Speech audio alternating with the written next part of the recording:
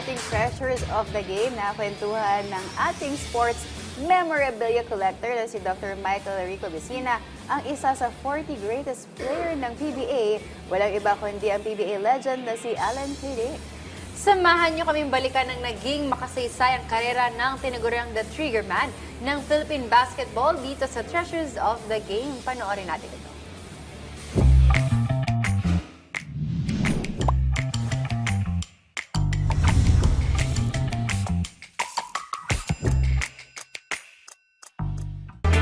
Magandang araw, mga teammates at mga ka-treasures. Nandito tayo ngayon sa PhilInvest East Clubhouse, dito sa Cafe Justina. At welcome po dito sa Treasures of the Game. Ako po si Doc Vico Messina at ngayon tayo po'y magbabalik tanaw sa makulay na history ng Pinoy basketball. At ngayon sa episode na ito, tayo'y blessed po kasi ang ating guest po ngayon ay isa pong tunay na legend. Siya po ay isa sa mga pinakamagaling na amateur at professional na player sa kasaysayan ng Pilipinas. At kung shooting man lang ang pag-uusapan, siya ay kinokonsidera na perhaps the greatest Filipino shooter of all time. Ang ating guest po ngayon ay walang iba kundi si Trigger Man, Sir Alan Tudyk.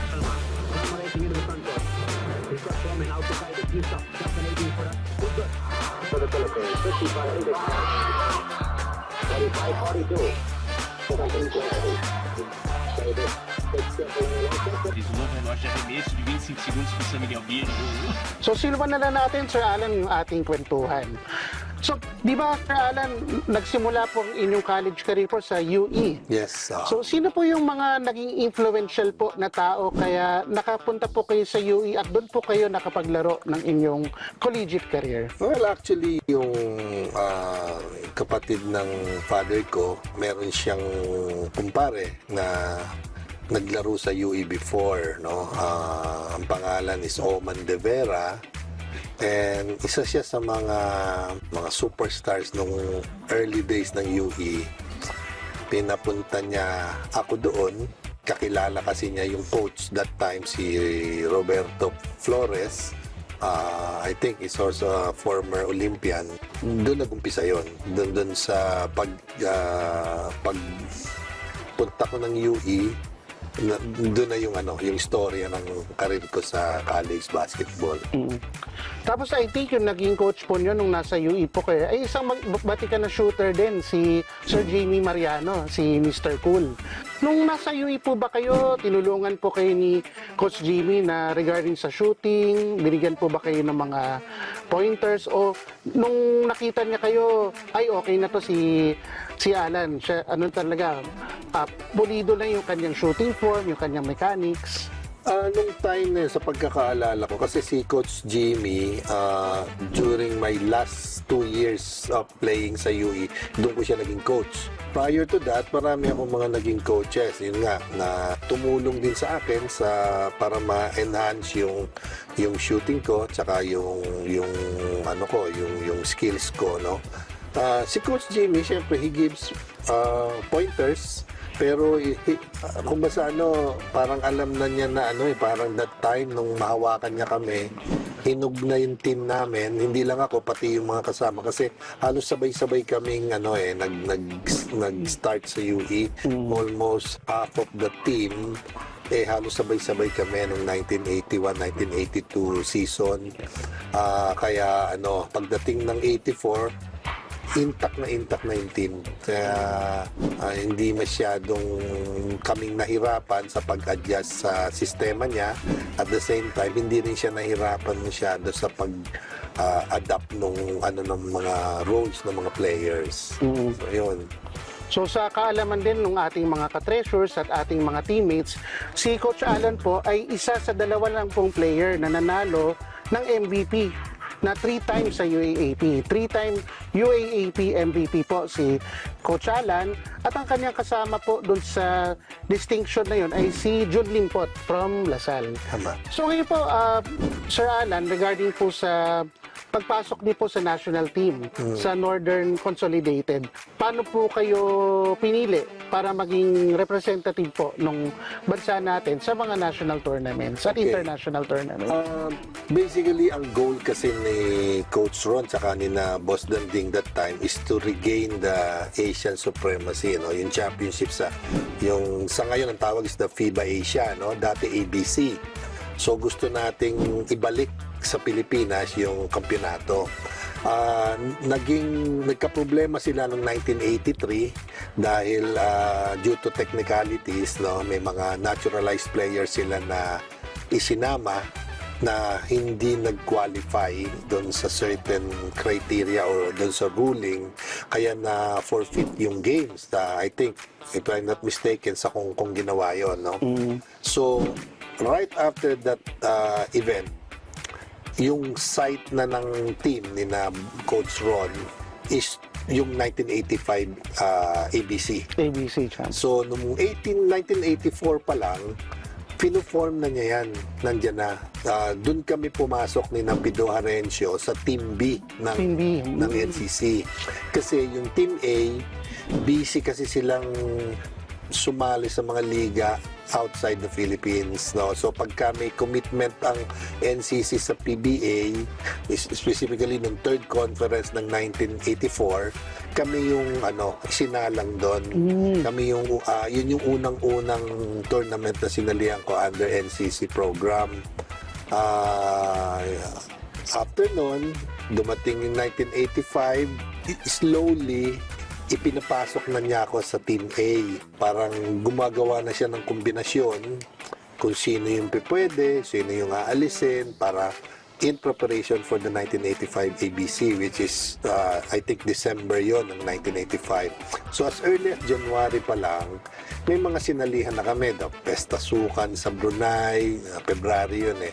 Tapos the Jones Cup, the World Interclub, dahil nag-champion tayo sa Asian Interclub. Yun nga yung 1984, kaya kami naglaro sa PBA kasi nga yung Team A naglalaro sa Asian Interclub sa China. Tinalo nila ang China. I think it's in Malaysia. Tinalo nila ang China to represent Asia sa world. So pagdating ng 1985, naisama ako doon. Yun yung unang-unang stint ko sa national team as Team A. Nagpunta kami ng Jones Cup at saka yung World Championship sa Spain. Tapos, yun na, sunod-sunod na yun. Sumali na uli kami ng PBA. Yun yung third conference ng 85 na nag-champion kami. Tapos sunod-sunod yun na parang naging very successful yung program na yon. Hanggang sa dumating sa point na pagdating ng 86, umabot kasi ng 1986, early 86 yung championship ng ng ABC. So maganda yung naging outcome dahil nag-champion nga. Nakuha natin yung gustong yung goal. Yes. So yun, doon naglaro yung career ko sa NCC. Doon po sa NCC, sino yung mga naging paborito mong teammates at yung mga naging pinaka-close ninyo, mga naging pinaka-kaibigan ninyo during your NCC stint? Well, halos lahat yan, halos lahat. Pero syempre, of course, alam naman ng lahat yan na si Sambo yung pagka lagi kong ka-roommate, tapos halos kaming dalawa yung magkapalitan. Minsan magkasabay kami sa almost the same position kami.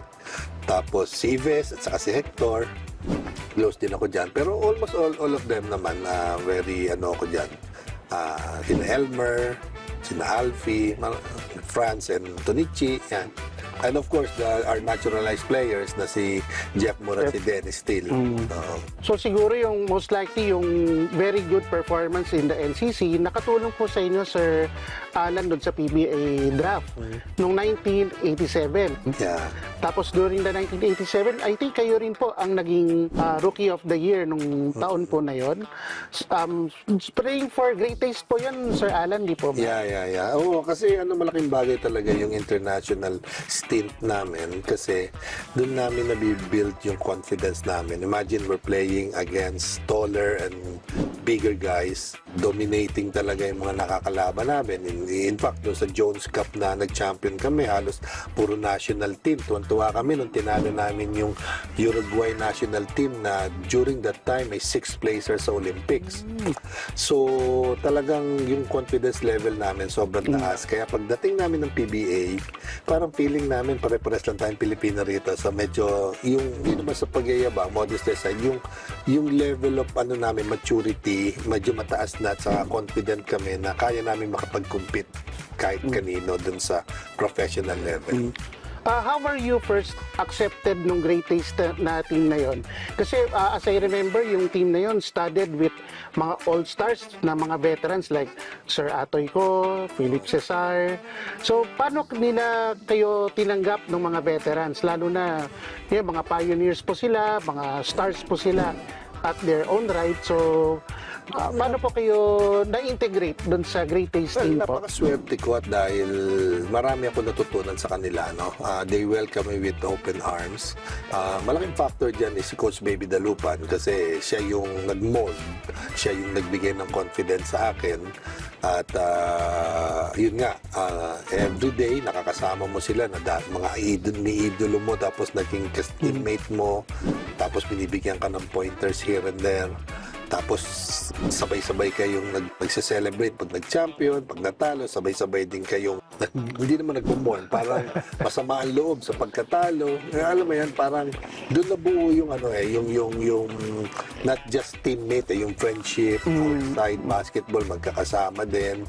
And I'm so blessed dahil naabutan ko yung yung era na yon na parang yung first generation, kami yung second, na-breeds namin yon into the third and until yun na nga, and so on and so forth.